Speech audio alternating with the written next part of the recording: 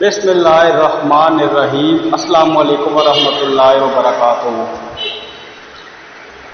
ایک شخص اپنی پیداوار کے 3 حصے کرتا تھا۔ ایک حصہ اپنے کھانے اور بال بچوں کے کھانے کے لیے، ایک اللہ کی راہ میں حج کرنے کے لیے نکالتا، اور ایک حصہ اپنے باغ کی دیکھ بھال کے لیے رکھتا۔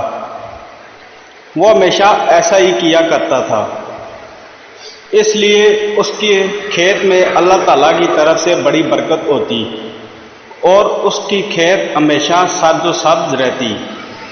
اگر کبھی اس کے باغ کو سیراب کرنے کے لیے پانی نہ رہتا تو بادل کہیں اور برستے اور پانی ندی نالوں سے ہو کر اس کے ہاں آ جاتا۔ ایک مرتبہ کا واقعہ ہے، ایک آدمی جنگل میں سے جا رہا تھا۔ اچانک اس کے کان میں آواز آئی کہ کوئی آدمی بادلوں سے کہہ رہا تھا کہ جاؤ اور فلاں کے باغ کو سیراب کر دو۔ بادلوں کو حکم دینے والے شخص نے باغ کے مالک کا نام بھی لیا۔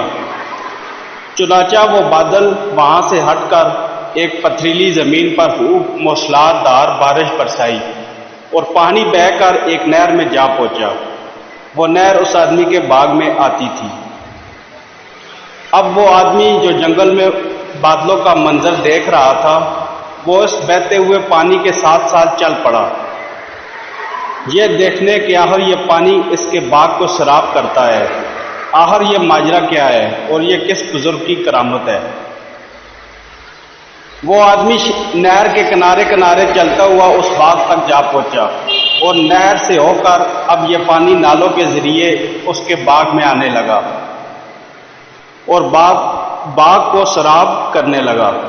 اس باغ میں ایک بزرگ پانی کو ادھر ادھر بکھر گئے تھے تاکہ پانی پورے باغ میں پھیل جائے۔ اس راہگیر مسافر نے ان سے دریافت کیا کہ حضرت آپ کا نام کیا ہے؟ اس بزرگ نے وہی نام بتائے جو اس مسافر نے بادلوں میں سنا تھا۔ بزرگ نے پوچھا کہ بھائی آپ میرا نام کیوں دریافت کر رہے ہیں؟ کہ آپ کو مجھ سے کوئی کام ہے؟ اس مسافر نے بتایا کہ میں جنگل سے گزر رہا تھا، وہاں میں نے ایک عجیب منظر دیکھا کہ کوئی آدمی بادلوں سے کہہ رہا تھا کہ وہ آپ کے باغ کو جا کر سیراب کر دیں۔ اس آدمی نے آپ کا نام بتایا تھا۔ وہ بادل کہیں اور برسا لیکن نہر کے ذریعے پانی آپ کے باغ میں آ پہنچا۔ یہ عجیب و غریب منظر دیکھ کر اس کی حقیقت جاننے کے لیے اس بہتے پانی کے ساتھ ساتھ چلتا آیا کہ دیکھوں وہ کیسے بزرگ ہیں جن پر یہ خاص نظر رحمت ہے۔ پھر اس مسافر نے پوچھا کہ حضرت آپ کیا کرتے ہیں کہ اس باغ کو سیراب کرنے کا ہے بھی انتظام ہو جاتا ہے؟ اس پر ان بزرگ نے بتایا اس باغ سے مجھے جو کچھ بھی ملتا ہے میں اس کے 3 حصے کرتا ہوں۔ ایک حصہ اپنی اولاد کے لیے، ایک حصہ اللہ کی راہ میں حج کرتا ہوں اور ایک حصہ اس باغ کی دیکھ بھال کے لیے۔ اس لیے جب بھی میرے باغ کو پانی کی ضرورت ہوتی ہے، جو قدرت کی طرف سے اس کا انتظام ہو جاتا ہے۔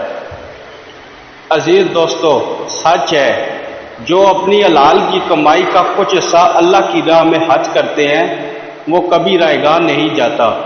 بے شک اللہ بہترین بدلہ دینے والا ہے۔ جزاک اللہ۔